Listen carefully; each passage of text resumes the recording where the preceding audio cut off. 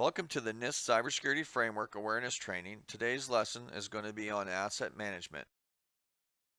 My name is Mark Bernard and I have 29 years of experience in the privacy and security compliance field.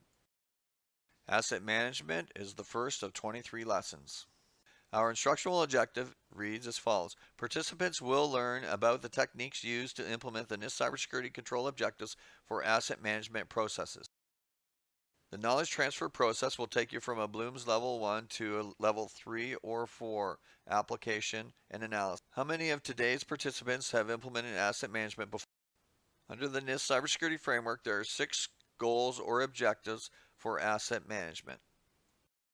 The first goal is all physical devices and systems will be inventoried. The second goal is that all software applications will be inventoried. The third goal is that all data flows will be mapped. The fourth goal is to have all external systems cataloged. The fifth goal requires that all assets be prioritized based on classification, criticality, and value to the business. The sixth goal is to document all roles and responsibilities. We are at the very beginning of the NIST cybersecurity framework. Under the reference architecture, we're under the domain identify. If you are lucky, physical devices have already been inventoried either in finance or through purchasing. They may even be in a configuration management database, which will make your job very easy. If you do not have a list to start with, this process may take a while, and it's highly suggested by myself that you consider automating it with a configuration management database. The inventory process is extremely important and critical to the overall process. The data that you input into the inventory will help the success of the project. It could also lead to the failure if it's not done properly. You may be able to pull this data from finance because the annual maintenance and purchasing will probably have to run through someone's budget.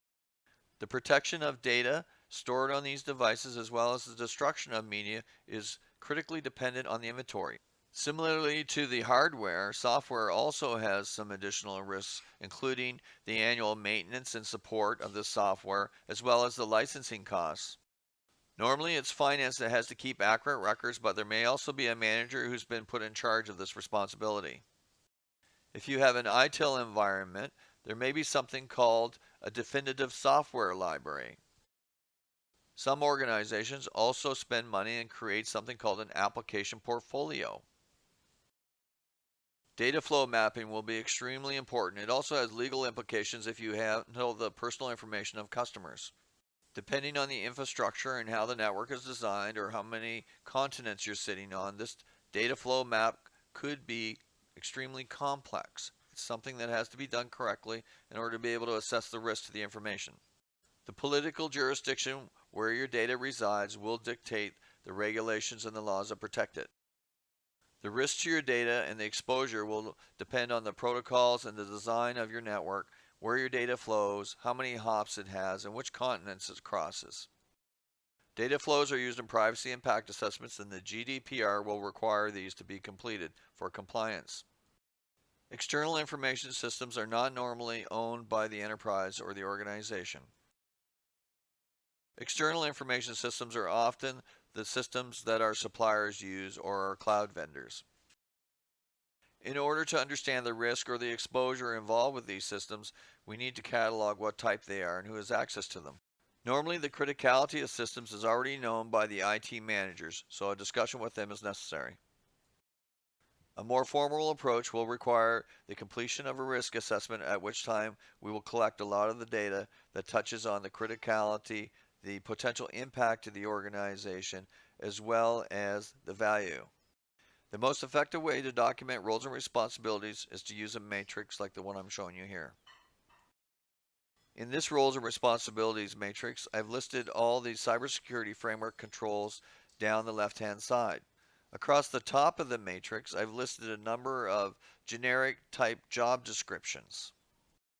Under each of the job descriptions, we identify whether that role is accountable, responsible, needs to be consulted during the process, or just needs to be informed. We will provide this template for you to complete and customize for your business and evaluate as part of the exercises. This brings us to our exercise. We have the following 5 exercises for you to do. First of all, we need to draft the roles and responsibility matrix. Next, we need to create a conformity matrix. Thirdly, we need to create corrective and preventative action plans for each of the processes that don't necessarily conform to a general standard and are more specific to your organization. We're also going to help you to assess the current maturity of your processes. This will help establish the beginning point for where you need to start documenting your policies, procedures, and standards. The fifth template for the exercise that we're going to provide is called a work breakdown structure. This is part of the project charter. The work breakdown structure will include a list of the tasks for all 23 of the lessons that we're going to provide. We'll gradually build up that list as we go through each of the lessons. We're also going to identify the skills that are needed for each of the tasks. The work breakdown structure also provides the amount of effort that is required by each of the resources that are assigned and the duration that is expected to take to complete the task. We anticipate that by the time you finish the 23rd lesson, that your work breakdown structure will be sufficient enough to help you establish a project charter and a game plan for implementing or adopting this cybersecurity framework. These documents have been used in many projects and will prove invaluable to your project.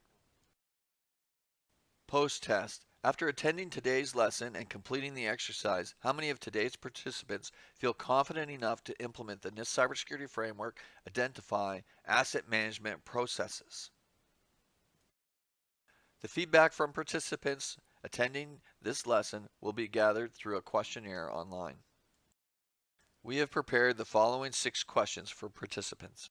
Number 1, what tools and techniques can be used to maintain a hardware inventory? Second question, what tools and techniques can be used to maintain a software inventory? The third question is, what tools and techniques can be used to map data flows? The fourth question is, can you provide an example of an external information system? The fifth question is, what tools and techniques can be used to assess the criticality of business systems? The sixth and final question is, can you name 8 cybersecurity roles and responsibilities? Now it's time to summarize our lesson today. Our first goal was to review physical device systems and talk about how they could be inventoried within the organization. Our second goal was to review software platforms and applications and to discuss how they may also be inventoried. Our third goal was to discuss the importance of data flows to the overall project and how they might be captured. Our fourth goal was to review external information systems and talk about where they're located and how they might be cataloged. Our fifth goal was to talk about the assets and how we might assess the priority based on the criticality, value, and impact to the overall organization. Our sixth and final goal was to discuss roles and responsibilities and how we might record them. This concludes our lesson on the cybersecurity framework and the specific clause area, asset management. How can Secure Knowledge Management Incorporated help you? We provide 4 service areas. Learn and certify. This is where we teach individuals and build up their skill levels as well as certify them or their organization. The second is do it yourself. This is where we provide materials to existing programs. The third is seek expertise. This is where we can provide consultation services to your organization. The fourth and final service is where you can outsource your project or maybe a role like a security manager or auditor to us. Thank you for your time today. We hope that you enjoyed this lesson, and don't forget to send in your assignments if you want feedback on them.